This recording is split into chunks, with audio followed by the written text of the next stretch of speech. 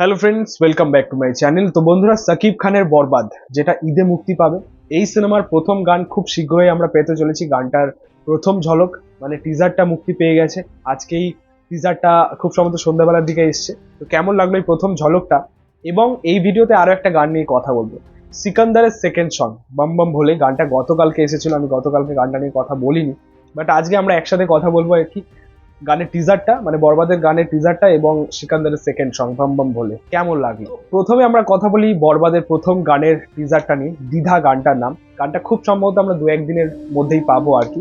তবে এই গানের টিজারটা বা প্রথম ঝলকটা আমার কিন্তু খুব ভালো লেগেছে। বিশেষ করে মিউজিকটা অসাধারণ, একটা ইউনিক মিউজিক্যাল দিকটা পেলাম আর কি, ইনস্ট্রুমেন্টাল দিকটা পেলাম আর কি, একটা ইউনিক ধরনের। তো শুনতে খুব ভালো লাগছে। এবং আপনাদেরকে এটাও বলেছিলাম যে সাকিব খানের আগের সিনেমাগুলোর মানে দু একটা খুব সম্ভবত প্রীতম হাসান কিছু গান কম্পোজ করেছে, কিছু গান গেয়েওছে। তুফানের ওই গানটা লাগে উড়াধুরা, যেটা সুপারহিট গান ছিল। তো এটা বলেছিলাম যে বাংলাদেশে এখন টপ কম্পোজার প্রীতম হাসান, তো তার গান তো থাকবেই বরবাদে। তো সিমিলারলি সেভাবেই আর কি আমরা পেলাম আর কি। বরবাদের প্রথম গান দ্বিধা, এই গানটার কম্পোজার তিনি এবং গেয়েছেন তিনি, লিরিক্স আরেকজন লিখেছে। লিরিক্সের যে প্রথম যে দু এক লাইন পেলাম আমরা এই গানটার মধ্যে, খুব ভালো লাগলো কিন্তু। এবং আমি এটা দেখেছি যে বাংলাদেশে বিশেষ করে এই রোম্যান্টিক ট্র্যাকগুলো, লাভ রোম্যান্টিক ট্র্যাকগুলোর গানগুলোর মিউজিক বলো, কথাগুলো বলো, এবং অল ওভার কাজ কিন্তু খুব ভালো হয়। আমরা এর আগেও দেখেছি, আমরা প্রিয়তমার সময়ও দেখেছি, এবং আমরা অ্যালবামের দিকেও দেখেছি যে প্রত্যেক বছর বাংলাদেশ থেকে কিন্তু বেশ ভালো ভালো সুপারহিট কিছু গান ট্রেন্ডিং এ হয়ে যায় বা ভাইরাল হয়ে যায়। সেটা আমরা পরে জানতে পারি যখন 100-200 মিলিয়ন হয়ে যায়। এটা হয়েছে, অনেকবারই হয়েছে অ্যালবামের গানগুলো বিশেষভাবে, এবং সিনেমার গানগুলো খুব ভালো হচ্ছে। তো সেরকম একটা ভাইব, একটা পজিটিভ ভাইব, একটা গুড ভাইব রয়েছে গানটার মধ্যে। দেখা যাক যে গানটা কেমন হয়। আমি খুবই এক্সাইটেড এই গানটা দেখার জন্য, এবং খুব কালারফুল লাগলো ব্যাপারটা। এখানে আমাদের সাকিব খান এবং ইদিকা পাল দুজনকে একসাথে খুবই ভালো লাগছে। প্রিয়তমার থেকেই একটা সুপারহিট জুটি হয়ে দাঁড়িয়েছে, খুব মিষ্টি ছিল জুটিটা। তো গানটা নিয়ে খুবই এক্সাইটেড। আমার গানটা প্রথম ঝলকে খুব ভালো লেগেছে, এবং ওভারঅল গানটা কেমন হয় সেটাই হচ্ছে দেখার। তোমাদের প্রথম ঝলকটা বা গানের টিজারটা কেমন লেগেছে সেটা কিন্তু অবশ্যই কমেন্টে জানাও। এবার আমরা কথা বলবো সিকান্দারের দ্বিতীয় গানটা নিয়ে, বম বম ভোলে। কিন্তু ভাই সবার প্রথমে তোমাদেরকে বলি যে তোমাদের গানটা কেমন লেগেছে সেটা কিন্তু আগে কমেন্টে জানো। কারণ আমিও সলমান খানের ফ্যান। তেরে নাম, দাবাং, ওয়ান্টেড, বজরঙ্গি ভাইজান, সেই সময় সলমান খানকে নিয়ে বলিউডে একটা আলাদাই ম্যাডনেস ছিল আমার মধ্যে। এটা ভাই সলমান খানের ফ্যান আমি, ঠিক আছে, বাট যেটা রিয়েলিটি সেটাকে কখনো ইগনোর করা যায় না। আপনারাই দেখুন বলিউডে আরো যেসব সমবয়সী সুপারস্টারেরা রয়েছে সলমান খানের, তাদের এজটাকে তারা কিভাবে মেনটেন করছে, নিজেদেরকে কিভাবে মেনটেন করছে। এবং সলমান খানকে দেখুন দিন দিন শরীরটা বেড়ে যাচ্ছে।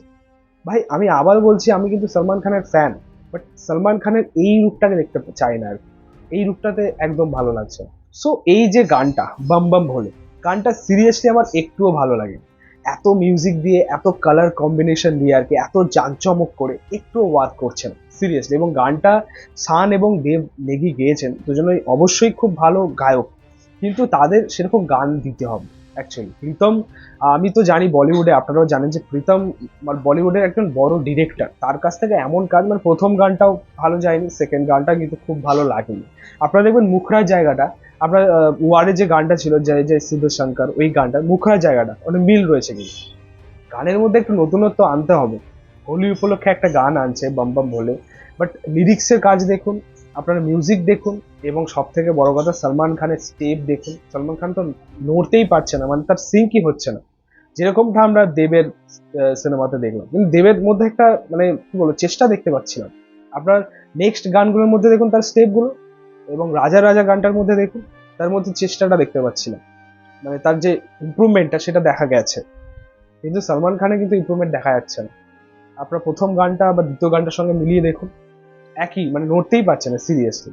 তো এটাই হচ্ছে ব্যাপার, আমার গানটা ভালো লাগেনি। খুব বড় গানটাও রিলিজ করা হয়নি মনে হয়, যে বড় গানটা মানে ফুল লেন্থে যে গানটা সেটা সিনেমা রিলিজের পরে মুক্তি পাবে। এখন গানটা 1 মিনিট 50 সেকেন্ডে রিলিজ করা হয়েছে।